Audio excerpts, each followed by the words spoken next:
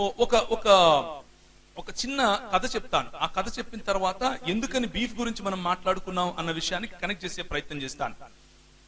మీకు ఛత్రపతి శివాజీ గారి గురించి ఎంతమంది తెలుసు? మహారాష్ట్రలో ఛత్రపతి శివాజీ గారు కదా. ముఘల్ రాజ్యాలు ఈ దేశంలో విస్తరించే సమయంలో స్థానికంగా ఉన్నటువంటి ఈ మనువాదులు ఏమనుకున్నారు అని అంటే, ఇక మన రాజ్యాలన్నీ నశించిపోతాయి, మన పరిస్థితి ఏంటి, ఏమైపోతామో వీళ్ళు వెళ్ళి కొట్లాడరు, వీళ్ళకి చేత కాదు. వీళ్ళకి ఏం తెలుసు? ముందుండి ఎవరినైనా పావులాగా వాడుకోవటం మాత్రమే తెలుసు. ప్రోత్సహిస్తే ఒక శూద్ర కులానికి చెందినటువంటి ఛత్రపతి శివాజీ గారు, ఇప్పుడున్నటువంటి దాన్ని ఏమంటారు, ఇప్పుడున్నటువంటి మరాఠాలకు సంబంధించినటువంటి వాడు, ఆయన ముందుకు వచ్చి ఆయన నాయకత్వం తీసుకుని మహర్లను ఆయన రిక్రూట్ చేసుకున్నాడు. మహర్లు అంటే ఎవరు అని అంటే, మన ప్రాంతంలో వారికి సరిగ్గా కూలిగే వారు మాలలు అనుకోండి. మహర్లను రిక్రూట్ చేసుకున్నాడు. ఎందుకు మహర్లను రిక్రూట్ చేసుకున్నాడు అని అంటే, వాళ్ళు శరీర దారుఢ్యం బాగా ఉంటుంది, పొడుగ్గా ఉంటారు, వారు బాగా పోట్లాడతారు, వారికి పోట్లాడే గుణం ఉంది, వారు కష్టపడతారు అని అర్థం చేసుకున్నాడు. కాబట్టి వారు ఈ ప్రోటీన్ బాగా తింటారు. ఏ ప్రోటీన్? బీఫ్ తింటారు కాబట్టి అని వారిని రిక్రూట్ చేసుకున్నాడు. రిక్రూట్ చేసుకుని వారికి ఉండాల్సినటువంటి ట్రైనింగ్ ఇచ్చి, చేయాల్సినటువంటి ట్రైనింగ్ చేసి, వారిని ఒక బ్రహ్మాండమైన సైన్యంగా తయారు చేసి పోరాడాడు. పోరాడి ఒకానొక సమయానికి ఈ మొఘల్ సామ్రాజ్యాన్ని మరాఠా సామ్రాజ్యంగా మలిచే దిశగా వెళ్ళిపోయాడు. ఆయన ఛత్రపతి ఇప్పుడు ఆయన రాజు అవ్వాలి అని అంటే ఒక్క బ్రాహ్మణుడు ముందుకొచ్చి ఆయనకు పట్టాభిషేకం చేయట్లేదు. ఒక్క బ్రాహ్మణుడు. ఆయన బ్రతిమాలుకున్నాడు అందరినీ, రండయ్యా, దయచేసి రండి, నేను మీ వాడినే కదా అంటే, నువ్వు మా వాడిని ఎట్లవుతావురా, నువ్వు మా వాడివి కాదు. ఛత్రపతి శివాజీకి పట్టిన గతి గురించి మాట్లాడుతున్నాను, నీకు నాకు పట్టింది కాదు. ఎవరైతే వారి తరఫున పోరాడాడో, ఎవరైతే వారిని సంరక్షించడం కోసం పోరాడాడో, ఎవరైతే వారి ధర్మాన్ని సంరక్షించడం కోసం పోరాడాడో, ఆయనకు బొట్టు పెడితే నేను తాకాల్సి వస్తుంది శూద్రుణ్ణి, నేను ఎట్లా బొట్టు పెడతాను అని అన్నాడు. లాస్ట్ కు అంబాజీ భట్ అనే ఒక ఆయన్ని పట్టుకొని వచ్చుకుని కాశీ నుంచి ఎడమకాలి బొట్టును వేలుతో బొట్టు పెట్టాడు.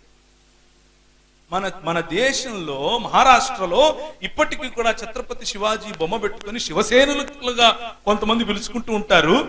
ఏ మనుధర్మ శాస్త్రం గురించి పోరాడుతున్నారంటే వాళ్ళు ఈ మనుధర్మ శాస్త్రం గురించి పోరాడుతున్నారు.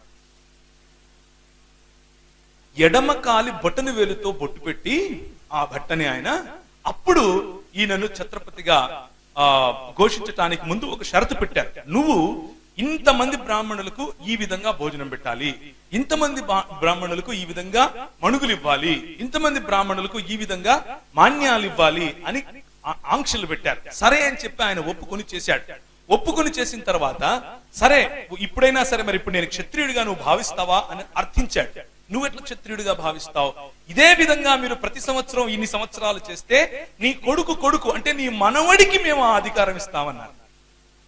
అర్థమవుతుందా? ఏ భావజాలంతో మనం పోరాడుతున్నామో అర్థం చేసుకోండి. నీ మనవడికి మేము క్షత్రియుని యొక్క అధికారాన్ని ఇస్తాము అని చెప్పారు. ఆ కారణంగా ఛత్రపతి శివాజీకి పట్టినటువంటి గతి అది. ఇప్పుడు మహర్లు ఆయనకు తోడుగా ఉండి పోరాడారు. కానీ మహర్లు మాత్రం ఎవరు? నిజానికి దాసులు, దస్యులు, రాక్షసుల యొక్క సమాజానికి చెందినోళ్ళు కదా. వీళ్ళని తాకకూడదు కదా. వీళ్ళు ఏ విధంగా ఛత్రపతితో కలిసి పనిచేస్తారు అని అనుకుని అప్పుడు వీళ్ళు పేష్వా అన్నటువంటి ఒక రాజ్యాన్ని తీసుకొచ్చారు. పేష్వా రాజ్యం అంటే ఏంటంటే, ఈ ఛత్రపతులు ఎవరు కూడా సొంతంగా నిర్ణయం తీసుకోవటానికి వీలుండదు. పేష్వాలుగా వ్యవహరించే, అంటే ఈ రోజు ఛత్రపతి అనే ఆయన ప్రెసిడెంట్, పేష్వా అనే ఆయన ప్రైమ్ మినిస్టర్.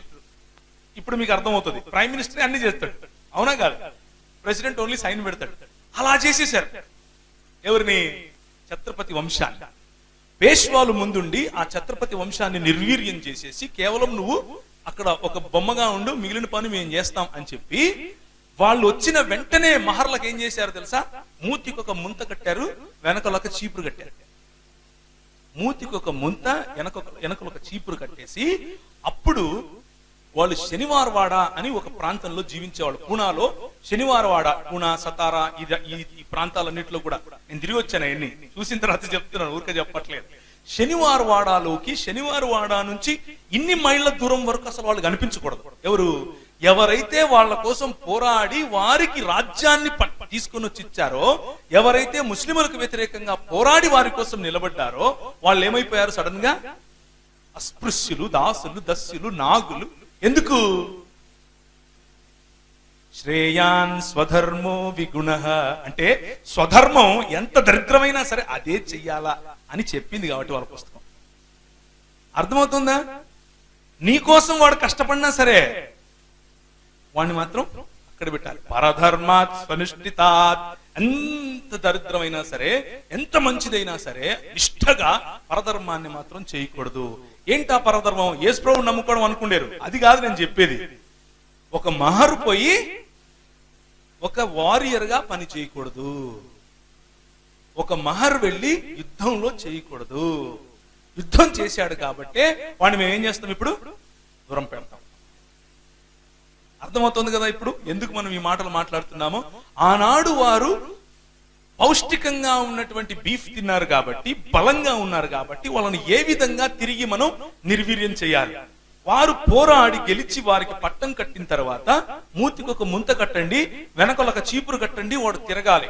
వాడు కాలు పెట్టి నడిచిన తర్వాత వాడి కాలే వాడు తుడుచుకుంటూ వెళ్ళాలి అని పని చేశారు. పని చేసిన తర్వాత అలా శనివారవాడ ప్రాంతంలోనికి వారు రానికుండా, ఒకవేళ వస్తే శనివారవాడలో వారి నీడ పడనివ్వకుండా వారి చుట్టూ ఏదైనా ఒకటి పెట్టుకుని నడవాలనటం, వాడి పై వస్త్రం లేకుండా నడవాలనటం, కేవలం గోచిలోనే నడవాలి అనటం, లేకపోతే కొన్నిసార్లు నీ మెడకు కానీ చేతికి కానీ నల్లటివి ఏదైనా కట్టుకోవాలనటం.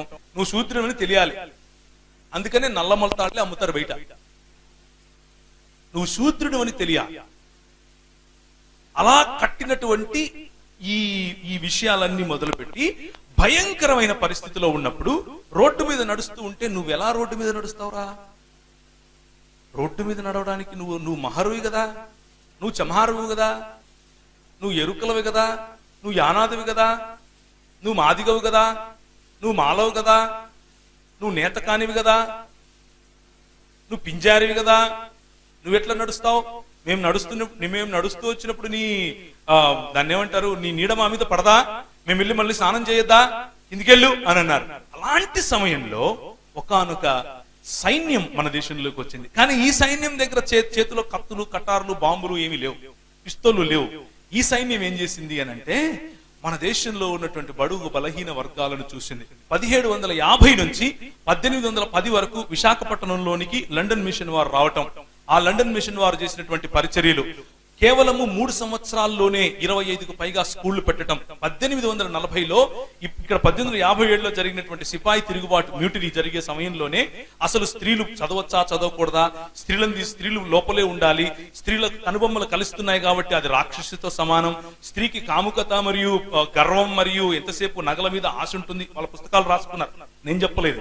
కాబట్టి దాన్ని దూరం పెట్టాలి, ఎప్పుడు స్త్రీకి సత్యం చెప్పకూడదు, స్త్రీ ఎప్పుడు వాగుతూ ఉంటుంది కాబట్టి అందరికీ చెప్తుంది. ఇలాంటి విచిత్రమైనటువంటి ఆలోచనలు క్రియేట్ చేసి స్త్రీలను మరుగుపరిచేసిన సమయంలో బాలికలకు స్కూలు పెట్టిన మొట్టమొదటి సమాజం మన సమాజం.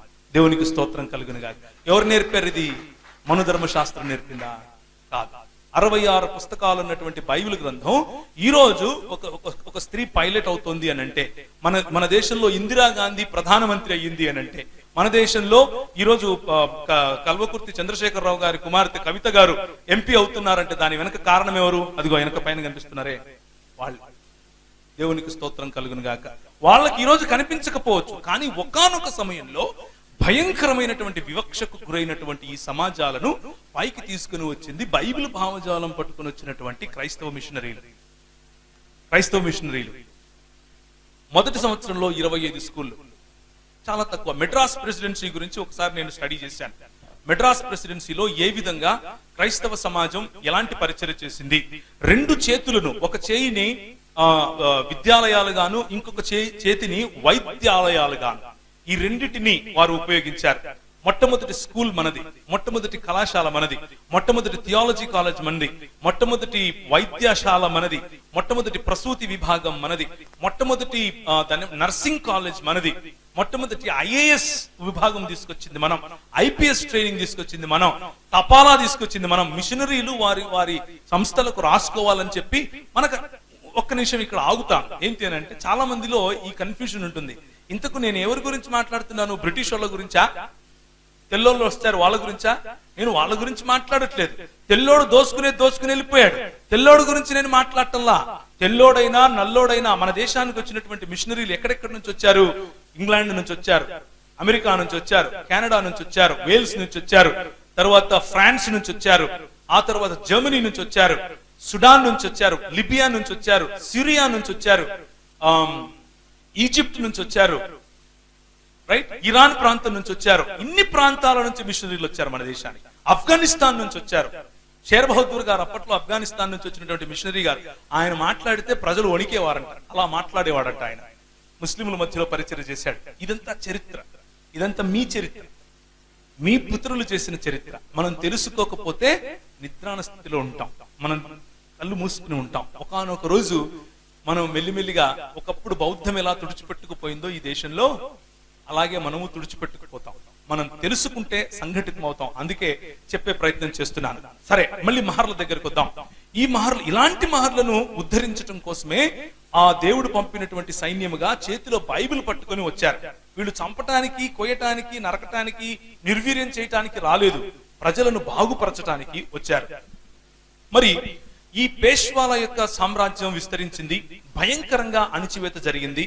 భయంకరంగా మహర్లు, తర్వాత భయంకరంగా అక్కడున్న భంగీలు, భయంకరంగా అక్కడ ఉన్నటువంటి మాల్వా ప్రాంతము, నెమాడ్ ప్రాంతము, తర్వాత ఇప్పుడున్నటువంటి సింధియాలు పాలించినటువంటి ప్రాంతం అంటే గ్వాలియర్ ప్రాంతం, ఈ ప్రాంతం అన్నిట్లో కూడా బడుగు బలహీన వర్గాల పరిస్థితి భయంకరం అయిపోయింది.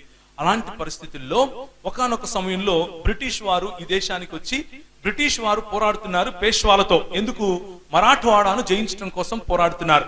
అది కేవలం ఒక రాజకీయ పరమైనటువంటి, లేకపోతే రాజ్యాధికారం కోసం చేసేటటువంటి పోరాటం. మన పితరులు చేసే పోరాటం కాదది. అయితే ఈ బ్రిటిష్ వాళ్ళు ఏం చేశారంటే, ఈ బ్రిటిష్ వాళ్లకు వీళ్లకుండే తెలివే, సావు తెలివితేటలు. అంతా ఒకటే జాతి, ఇది విభజించి పాలించాలనే జాతి. వీళ్ళు ఏం చేశారు అని అంటే, మేము మరాఠాలతో పోరాడుకున్నాం, మా చేత కావట్లేదు. మొదటి రోజు యుద్ధానికి వెళ్తే వందల కింద చచ్చిపోయారు పేష్వాలతో పోరాడలేక. అప్పుడు మహర్లను మళ్ళీ చూశారు. వీళ్ళు ఏందబ్బా, వీళ్ళు పెద్ద పెద్దగా దాన్ని ఏమంటారు, ఏం తింటారు వీళ్ళేమో లావుగా పొడుగ్గా ఎత్తుకున్నారు, మంచిగా యుద్ధం చేస్తున్నారు. ఎలా వచ్చింది అది? ఆ శరీర దారుఢ్యం వాళ్ళు తినేటటువంటి భోజనం అలాంటిది. ఈ పేష్వాలు తినరు కదా, పేష్వాలు పప్పు తింటారు. పప్పు తింటే ఏం యుద్ధం చేస్తారు? వీళ్ళని పట్టుకొచ్చుకుందాం అని చెప్పి వాళ్ళని రిక్రూట్ చేశారు. రిక్రూట్ చేసుకున్న తర్వాత వీళ్ళు 20,000 మంది సైన్యాన్ని, దాదాపు 900-500 సంఖ్య పక్కన పెట్టండి, ఏదైతే ఏముంది, భీమా కోరేగావ్ అనేటువంటి ప్రాంతంలో వాళ్ళు నిలబడి పోరాడారు. వాళ్ళు నిలబడి పోరాడితే ఒకే రోజు రాత్రి ఆ ప్రాంతంలో పేష్వాలను ఓడించారు. ఎందుకు అనంటే, 100 సంవత్సరాలుగా వీరి మీద జరుగుతున్నటువంటి ఒత్తిడి, 100 సంవత్సరాలుగా వీడి మీద జరుగుతున్నటువంటి వివక్ష, ఆ వివక్షకు ప్రతీకారంగా వారు ఆ రోజు యుద్ధాన్ని వాళ్ళు ఎన్నుకుని యుద్ధంలో వీరిని ఓడించారు. పేష్వాల యొక్క రాజ్యం ఆ రోజుతో అంతం చేశారు. పేష్వాలను పక్కన పెట్టేసి వీరికి మహర్లను తీసుకుని, మహర్లకు ఒక మొత్తం వింగ్ నే, అంటే ఒక సైన్యం వింగ్ నే తయారు చేసి ఇచ్చారు. ఎవరు? బ్రిటిష్ వాళ్ళు. కానీ అప్పటి నుంచి ప్రార్థన గుర్తుంది కదా. ఏంటి ప్రార్థన? ఓ ఇంద్రా, వాడి దగ్గర ఆవులు ఉన్నాయి, వాడిని చంపిన ఆవులు ఇయ్యి. ఓ ఇంద్రా, వాడి దగ్గర గుర్రాలు ఉన్నాయి, వాడిని చంపిన గుర్రాలు ఇయ్యి. ఓరి వీడు తెల్లోడు వచ్చాడు, వీడికి మళ్ళా గుర్రాలు ఇచ్చాడు, నాకు గుర్రాలు కావాలి, నా గుర్రాలు నా దగ్గర లేకుండా పోయాయి. ఇది పేష్వాలకు ఉండేటటువంటి సమస్య. పేష్వాలు అంటే ఎవరు? చిత్తుపావన్ బ్రాహ్మణులు, భట్ బ్రాహ్మణులు, వాళ్లే పేష్వాలు. ఎవరంటే వాళ్ళు కాదు, ఈ విభజించి పాలించే భావజాలం ఉన్నటువంటి వాళ్ళు. వీళ్ళు మెల్లిగా ఒక రాజకీయ ఎత్తుగడ వేసి పేష్వాలు పోయి బ్రిటిష్ వాడితో అలైన్ అయిపోయారు. మెల్లిగా బ్రిటిష్ వాడితో అలైన్ అయిపోయిన తర్వాత విదిన్ నో టైం కొద్ది సమయంలోనే మళ్ళీ మహర్ల యొక్క వింగ్ తీసేశారు. మహర్ల వింగ్ తీసేసి మళ్ళీ పాత స్థితే, మళ్ళీ పాత రోజులే. కాకపోతే ఆ ముంత, ఆ చీపురు లేదు, మళ్ళీ పాత రోజులే. ఇక్కడ జరుగుతున్నటువంటి పోరాటం ఏంటి అనంటే, వారికి బయట నుంచి వచ్చినటువంటి బ్రిటిష్ వాడినైనా సరే సమానంగా చూస్తారు, కానీ స్థానికులమైనటువంటి బడుగు బలహీన వర్గాలైన మనం సమానం అంటే మాత్రం ఒప్పుకోలేదు. ఇది విభజించి పాలించే గుణం. ఇలాంటి సమయంలో ఒక పండిత రమాబాయి, అదే మరాఠవాడ ప్రాంతంలో ఒక పండిత రమాబాయిని మన వాళ్ళు లేపారు పైకి. ఆమెను కష్టపడి చదివించారు. ఆమె చదువుకుని ఆమె మంచి దాన్ని ఏమంటారు విద్య కలిగిన తర్వాత నాలాంటి బాలికలు ఎంతో మంది వితంతువులు అయిపోతున్నారు, బాల్య వితంతువులు అయిపోతున్నారు, వారిని నేను చేరదీయాలి అని అనుకుంది. చేరదీయాలని అనుకుని ప్రజలను సమీకరించింది. ఆమె ఎన్నో ఆశ్రమాలు బాలికల కోసం పెట్టి వారిని పెంచుతూ ఉంటే ఇదే లోకమాన్య తిలక్ గారు ఆమె గురించి అంటాడు, ఈమెకు మన దేశంలో ఇంతమంది దేవుళ్ళు ఉంటే ఒక్కడు కూడా ఈమెకు పనికి రాలేదంట. ఆ యేసుగాడు ఒకడు వచ్చాడు, ఆడంటే ఫుల్ రొమాన్స్ ఈమెకి. ఇట్లే రాశాడు, నేను సొంతంగా చెప్పట్లేదు, ఆయన రాసిందే మైండ్ లో పెట్టి చెప్తున్నాను. యేసుగాడు ఒకడు వచ్చాడు, ఆడంటే ఈమెకు రొమాన్స్, అందుకు ఆడితో లేచిపోయింది అని రాశాడు. ఇది వాళ్ళకు ఉన్నటువంటి భావజాలం. ఇది విభజించి పాలించే భావజాలం. ఇదేంది ఇంట్లో పక్కింటోళ్ళకి చెప్పాడు అనుకుంటున్నారా? కాదు. మొన్నటికి మొన్న ఏమార్చే మతం అని ఏబిఎన్ ఆంధ్రజ్యోతి రాసింది. 5 రోజులు వరుసగా హెడ్లైన్స్ వేసింది, గుర్తుందే? ఆ విధంగానే ఈయన హెడ్లైన్స్ లో రాశాడు. ఈ పండిత అంట, దీనికి పండిత అని పేరు ఎవరిచ్చారు, ఏం చదువుకుందని పండిత ఇచ్చారు, అందుకనే మేము పోరాడుతున్నాం, స్వరాజ్యం నా జన్మ హక్కు అన్నాడు. ఏంటా స్వరాజ్యం? మనుధర్మ శాస్త్రం రావటం స్వరాజ్యం. బ్రిటిష్ వాడు పోవటం కాదు స్వరాజ్యం. ఈయన దృష్టిలో మనుధర్మ శాస్త్రం రావటం స్వరాజ్యం. ఏంటా మనుధర్మ శాస్త్రం? స్త్రీకి చదువెందుకు, లోపల ఉండాలి. స్త్రీకి ఎక్కువ చదువు చెప్తే ఇదిగో ఇట్లా పండిత రమాబాయి లాగా తయారవుతుంది, మిగిలిన వాళ్ళకి కూడా చదువు చెప్తుంది. శూద్రులకు చదువు ఎందుకు? ఏం పోయింది మీకు? మతిపోయిందా? ఎందుకు చెప్తున్నారు మీరు చదువు చెప్పొద్దు. వాళ్ళకి ఏం నేర్పించాలా? వాళ్ళు చెప్పులు కుట్టే ట్రేడ్ లో ఉంటే చెప్పులు కుట్టడం నేర్పించాలా, వాళ్ళు మంగళూరులో అయితే వాళ్ళకి తలకత్తిరించడం నేర్పించాలా. ఇది ఆయన చెప్పిన మాటలు, నేను చెప్పిన సొంత మాటలు కాదు. ఆయన పేపర్ లో ముద్రించి మరీ ఇచ్చాడు. కేసరి పేపర్ పేరు. ఇది ఈ దేశంలో బడుగు బలహీన వర్గాల పట్ల జరుగుతున్నటువంటి దాడి. ఆ సమయంలో వారి ఇళ్ళు, వారి వాకిళ్ళు, వారి సంస్కృతులు, వారి దేశాలు విడిచిపెట్టి ఈ దేశానికి వచ్చి మొట్టమొదటి న్యూస్ పేపర్ ఈ దేశానికి ఇచ్చింది మన వాళ్ళు. మొట్టమొదటి కళాశాల ఇచ్చింది మన వాళ్ళు. మొట్టమొదటి స్కూల్ ఇచ్చింది, మొట్టమొదటి బాలికల కళాశాల మనది, మొట్టమొదటి ప్రసూతి విభాగం మనది. అందుకనే వీరి పేర్లన్నీ చెప్పుకుంటూ వస్తున్నాను.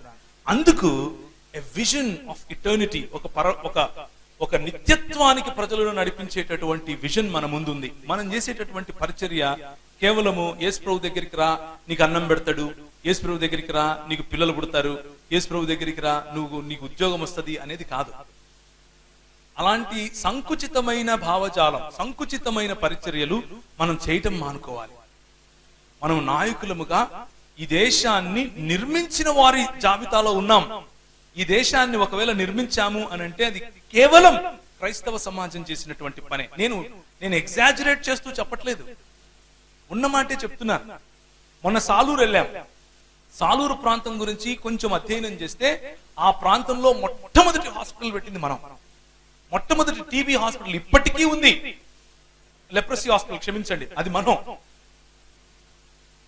మనం చేసిందే ఇదంతా. కాకపోతే ఇప్పుడు మన పరిచర్య ఏంటంటే వాళ్ళు నిర్మించిపోయిన దాన్ని కనీసం కాపాడుకోలేనటువంటి పరిచర్య. ఉన్న ఆస్తులు అమ్ముకోవటం, ఉన్న భూములు అమ్ముకోవటం, ఏ కులాన్నైతే ఏ కుల ప్రాతిపదికనైతే మనల్ని విభజించారో ఈ దేశంలో ఉన్నటువంటి నల్ల దొరలు ఆ కుల ప్రాతిపదికలోనికే మెల్లిమెల్లిగా మనము జారిపోయి కుల సంఘాలు కట్టుకొని ఇవి క్రైస్తవ సంఘాలని పిలుచుకుంటున్నాం. ఇది మనం చేసేటటువంటి పరిచయం. Shame on us my brothers. మనం సిగ్గుపడాలి. మనం రోటీ చూసాం, కపడా చూసాం. ఎందుకు మహర్లకు పైన లేకపోతే ఎందుకు తక్కువ కులాలకు పైన బట్టలు వేసుకోకూడదో, మూతికి ముంత కట్టుకున్నారో చూసాం. ఆఖరిగా ఇంకొక కథ చెప్పి ముగిస్తా. ఒక ఆయన, ఇది మీకు తెలిసి ఉంటుంది, ఒక ఆయన చక్కగా రాజ్యాన్ని పాలిస్తున్నాడు. ఆయన పేరు బలి చక్రవర్తి. విన్నారా ఎప్పుడన్నా కథ? చక్కగా రాజ్యాన్ని పాలిస్తున్నాడు. ఇది ఒక కథ రూపంలో చెప్పినా కానీ ఇది వారి యొక్క మానసికతకు చిహ్నం. ఏంటా మానసికత అంటే, నీ దగ్గర భూమి ఉంటే వాళ్ళు ఒప్పుకోలేరు. నీ దగ్గర ఎలా భూమి ఉంటుంది? నీ దగ్గర భూమి ఉండడానికి వీలు లేదు అన్నది ఆలోచన. ఈ బలి చక్రవర్తి మంచిగా చక్కగా సుభిక్షంగా అందరినీ పాలిస్తూ ఉంటే చూడలేనటువంటి ఈ ఆర్య సమాజం ఒక ఆయన వామనుడి లాగా వచ్చి అడుగుతాడు, నాకు 3 అడుగులు కావాలి అని. ఒక అడుగు ఆయన ఉన్న చోట అంటే భూమి మీద, ఇంకొక అడుగు సకల బ్రహ్మాండం మీద పెట్టి, ఇంక 3వ అడుగు ఎక్కడ పెట్టాలి అంటే ఆయన అంటాడు, ఇదిగో నా తల మీద పెట్టయ్యా అని వంగి తన తలను అర్పిస్తాడు. అప్పుడు ఈ దేవునిగా పిలువబడే ఈ వామనుడు అతఃపాతాళానికి ఆ మనిషిని తొక్కేస్తాడు. ఇది వారి సంస్కృతి. ఏంటంటే నీ దగ్గర భూమి ఉండటం వాళ్ళకి ఇష్టం లేదు, నీ దగ్గర ఇల్లు ఉండటం వారికి ఇష్టం లేదు. నువ్వు బట్ట కట్టద్దు, నువ్వు భోజనం చెయ్యొద్దు, నీ దగ్గర ఇల్లు ఉండద్దు, ఈ 3 ఉండద్దు. ఈ 3 చేశారు మన క్రైస్తవ సమాజం. మొట్టమొదటిగా చదువిచ్చారు.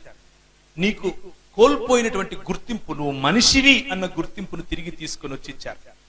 నీకు మేము సాలూరుకి వెళ్ళినప్పుడు అక్కడ పనిచేసినటువంటి జర్మనీ దేశానికి చెందినటువంటి మిషనరీ గారు ఆయన ఏం చేశారు అనంటే, ఒక 20 ఎకరాలు స్థలం కొని ఉచితంగా కొంతమందికి పంచి, కొంతమంది అగ్రకులస్తులకు అమ్మి అందరినీ ఒకే కమ్యూనిటీలోకి కట్టే ప్రయత్నం చేశాడు. అంటే నేషనల్ ఇంటిగ్రేషన్, సర్వకులాలను ఇంటిగ్రేట్ చేసేటటువంటి పని ఎవరు చేశారు? మన పితరులు చేశారు. విభజించే పని ఎవరు చేశారు? ఈ దేశాన్ని కుసంస్కృతిలోనికి తీసుకెళ్ళినటువంటి వారు చేశారు. ఇది మనం తెలుసుకోవాలి అన్న ఉద్దేశంతో చేసేదే ఇండాలజీ. మన దేశ చరిత్ర ఏంటి, ఆ దేశ చరిత్రలో మనల్ని ఏ విధంగా కడుతున్నారు అన్నది. ఒకానొక సమయంలో ఈ ఒంగోలు ప్రాంతం భయంకరమైనటువంటి కరువు, తినటానికి భోజనం లేదు, కష్టపడుతున్నారు. ఎక్కడ వర్షం పడట్లేదు, పంటలు పండట్లేదు, మొత్తం పశువులన్నీ బక్క చిక్కిపోతున్నాయి, మనుషులు చచ్చిపోతున్నారు. అయ్యా కొంచెం అన్నం పెట్టండి అయ్యా అని వెళ్ళి ఈ బూర్జువారీ వ్యవస్థలో ఎవరైతే ధనవంతుల వారి దగ్గరికి వెళ్ళి అడిగితే మన పెద్దలు వారికి అన్నారు, అరే నువ్వు మా ఇండ్లలోకి వచ్చి పని ఎట్లా చేస్తావు గానీ ఒక పని చెయ్యి, మా గొడ్లు మాకు పండిన ధాన్యానికి తొక్కుతాయి, ఆ తొక్కే సమయంలో నువ్వు కూడా రా పని చెయ్యి, పని చేసిన తర్వాత నీకు మేము జీతం ఇవ్వలేము, ఇప్పట్లో మా దగ్గర డబ్బులు అంటే మాకు కావాలి కదా, కాబట్టి జీతం అయితే ఇవ్వం, ఒక పని చేయి, మా గొడ్లు తింటాయి. ఏం తింటాయి? గింజలు. ఏం గింజలు? అప్పుడు కంకులు పండిస్తున్నారు, కంకులు తింటాయి. కంకులు అంటే అర్థమవుతుందా? కంకి అంటే ఏంటో? జొన్నలు అవి తొక్కుతాయి. తొక్కిన తరువాత ఆ తొక్కుతూ తింటాయి. తిన్న తరువాత పేడేస్తాయి, అవి అరిగించుకోలేవు. ఎందుకంటే పశువులు ఎలా అరిగించుకుంటాయి? నెమరు వేయాలి, ఒక చోట కూర్చుంటే నెమరు వేయాలి. మీకు తెలుసు కదా, మీకు అన్ని తెలిసినవే ఇవన్నీ. నెమరు వేస్తే తప్ప అరిగించుకోలేవు పశువులు. అవి పేడ వేస్తాయి, ఆ పేడ మీకు జీతంగా ఇస్తాను అన్నారు. సంవత్సరాలు మన వాళ్ళు అలా బ్రతికారు. మీకు తెలుసో తెలియదు, వాళ్ళు అవి వేసిన పేడ తీసుకెళ్లి నీళ్లలో వేసి ఆ పేడ శుభ్రం చేసేసిన తర్వాత ఆ గింజలు ఆరబెట్టిన తర్వాత కొంచెం ఆరబెట్టి ఎండించిన తర్వాత వాటిని ఇసురుకొని పిండి చేసుకుని రొట్టెలు చేసుకుని తినాలి. అది మన దేశంలో మన పితరులకు ఉన్నటువంటి పరిస్థితి. ఆ రోజుల్లో అలాంటి పరిస్థితుల్లో ఒక జాన్ ఈ క్లౌ అనేటటువంటి ఆయన వచ్చాడు. జాన్ ఈ క్లౌ, ఆయన పేరు ఎంతమందికి తెలుసు? చరిత్ర 2, 3. ఇది మన దుస్థితి.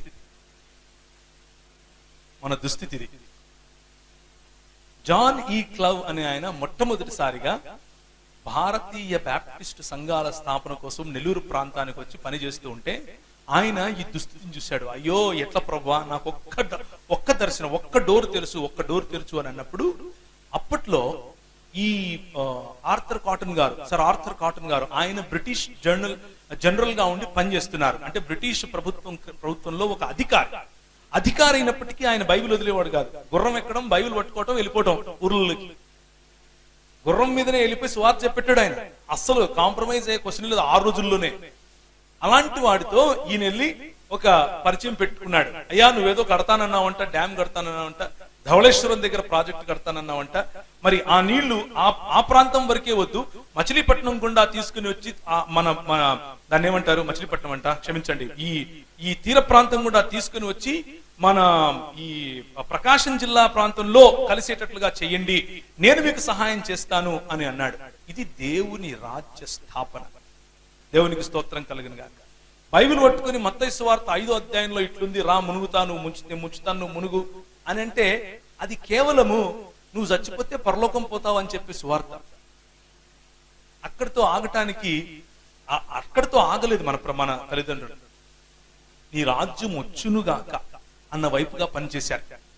అందుకనే చచ్చిపోయే వారిని వాళ్ళ కర్మలేరా అన్నటువంటి సంస్కృతిలో వాడి కర్మ ప్రకారం వాడికి దక్కింది అనే సంస్కృతిలో కర్మ కాదు, మనం మార్చగలం అని ఆలోచించారు.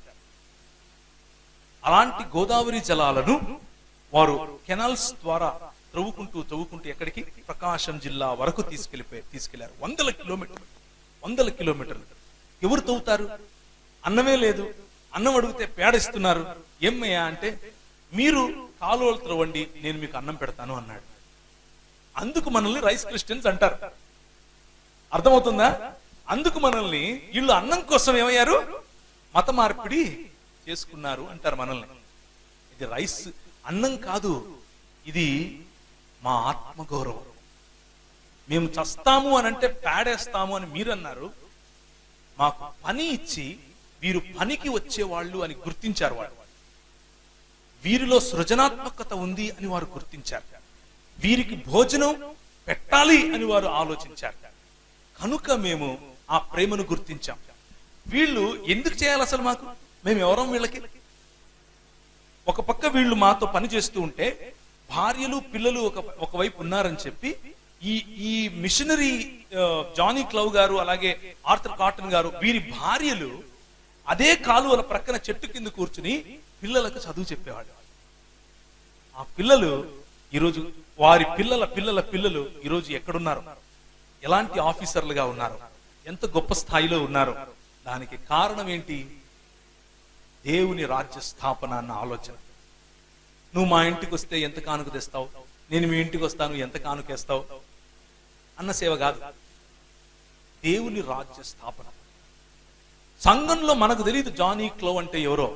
మన కర్మ చూడండి, మన సంస్కృతి, మన సంఘం ఎలా ఉందో.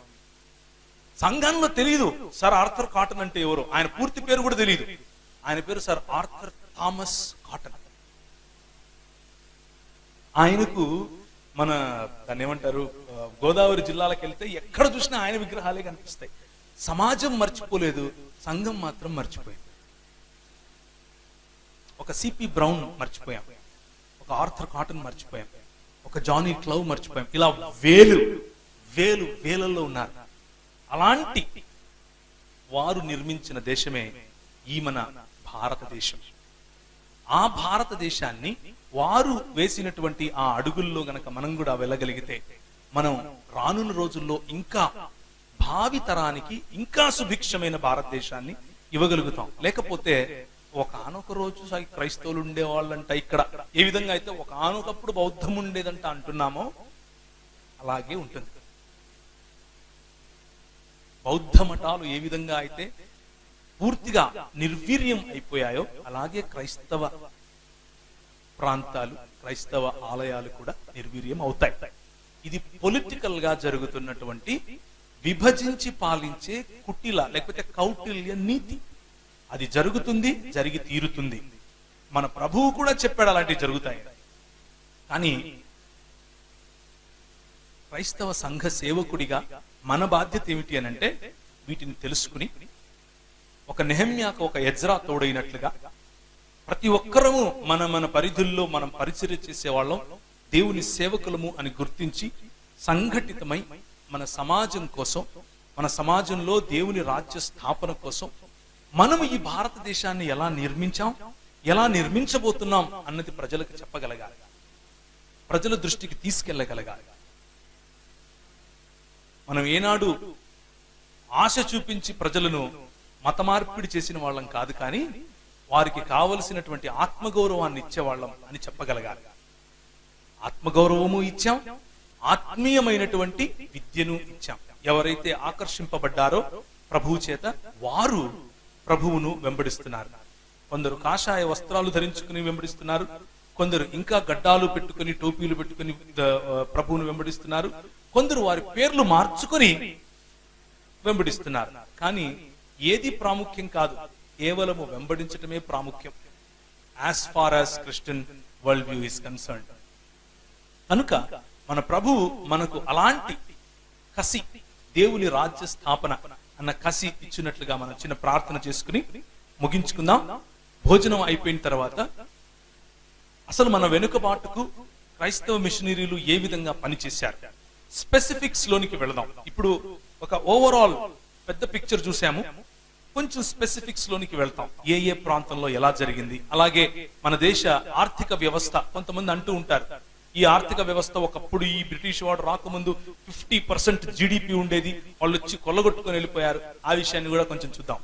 చూసిన తర్వాత ఆఖరి సెషన్ లో ఇండియా ఇంక్విజిషన్ అనే ఒక చిన్న మాటను చెప్పి నేను ముగిస్తాను. తల వంచుకున్నట్లయితే ప్రార్థించుకుందాం.